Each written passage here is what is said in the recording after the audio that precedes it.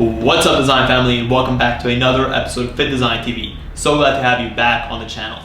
If you haven't subscribed, please consider doing so. We put out great graphic design, fashion design, and sportswear design content on a week-to-week basis. On today's episode, we'll be running you through how to create a smart design brief for an upcoming fashion or sportswear collection.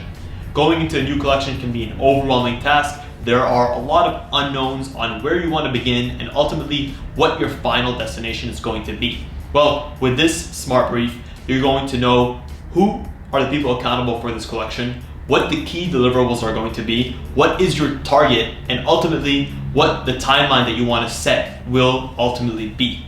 At the same time, creating a brief gives you clarity and peace of mind, so watch this episode for a quick way on how to construct this brief. Hey guys, and welcome to Fittdesign TV. So glad to have you here. On this channel, we discuss all things sports fashion, graphic design, manufacturing, and technology. We'll discuss key topics, answer pressing questions, and provide actionable steps on starting your own product line. If you're interested in any of the above topics, stick around. You're in for a good one.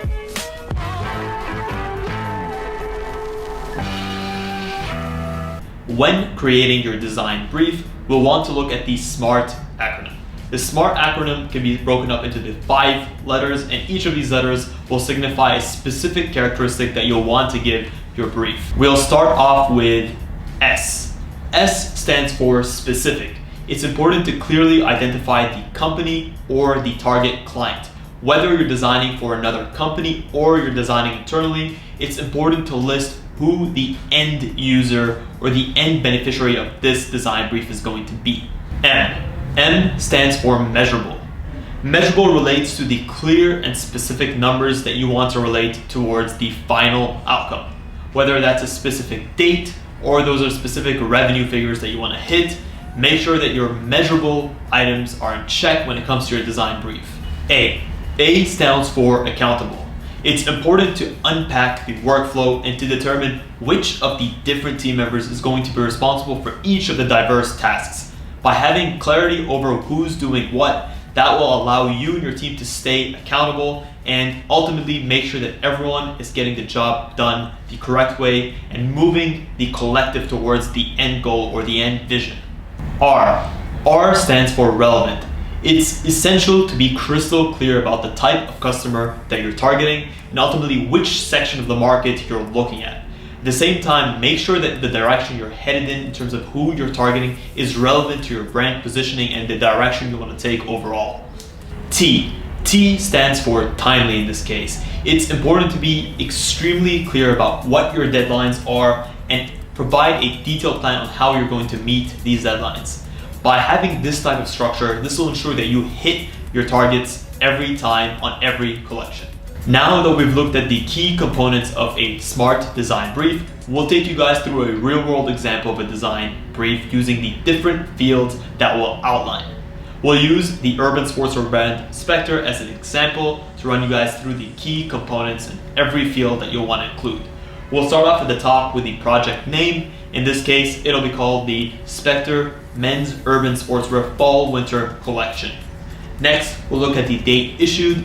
It's important to have a specific beginning date for your design brief so that you can see and track how long the design brief has taken you from conception to execution and finally to the finished physical product. So in this case, this will be September 20, 2020. Next, we'll look at the client. In this case, the client is an external client. Since you're an agency designing for an external client, it'll become Spectre LLC. Now that we've looked at the initial components of a design brief, we'll look at the person in charge. And ultimately, the person in charge relates to who's leading the project. In this case, let's just say Fittdesign is designing for Spectre. Fittdesign's creative director will be the person in charge, and it's important to outline the person in charge to make sure that that person is 1, held accountable for their role and task, and 2, to make sure that you don't have multiple people doing the same role, and 3, knowing who to refer to at all times when a decision needs to be made in order to keep things moving along. Next, you'll want to outline the season. In this case, if we're starting the design brief in September, you're most likely going to be launching the collection by spring, summer of 2021. A typical production design cycle takes around 4 to 5 months, depending on the logistics, but it's quite safe to say that if you're starting in September, that you're looking to launch around spring or summer. So in this case, we would consider spring, summer 21 to be SS21. If it was fall, winter, that would be FW20, so on and so forth. We'll also want to outline the specific date of launch so that, again, there's clarity amongst your team and amongst your client in terms of when you're looking to launch this collection. In this case, if we're launching spring, summer 21, then most likely we're looking at launching it around May 15, 2021. That would be an appropriate date to let us hit the beginning of that cycle. Now, we'll want to mention the objective of the collection. This can at times seem like a loose statement, but it's important to hone in on your objective and make sure that it aligns with your brand direction and positioning. In this case, we're designing the Spectre Men's Urban Sportswear collection, so we could say that this is a full collection of male sportswear pieces that have an urban element to them, that merge the functionality of sportswear and the casual nature of urban and urban designed clothing. In this case, for Spectre, the target customer would be a forward-thinking male with a career kind of oriented life between 25 and 35 years old that are looking for a good blend of a premium luxury experience with high technical quality fabrics at a high value price point. Speaking about price points, it's important to be clear and concise and almost extremely specific about the price points that you want your collection to hit. You could mention a specific numerical range. In this case, we can say that we want our collection to range between $60 and $200. You'll also want to mention the key colors that you'll be using in your collection. It's important that all of your team members are on the same page regarding the color palette to be used, and it's important not to be vague regarding your color recommendations. Yes, you can say things like neutrals or pastels, but being even more specific and mentioning specific colors like blacks, whites, cool grays, taupes, olives will give you a better understanding of where your collection is going to be headed in terms of its color orientation. It's also important to outline the key fabrics that you'll be using in your collection.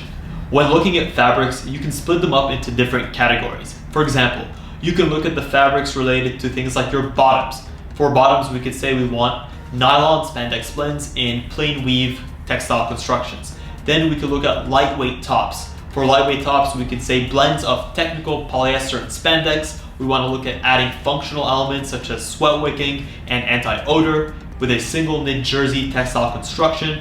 And then you can look at more of your outerwear pieces.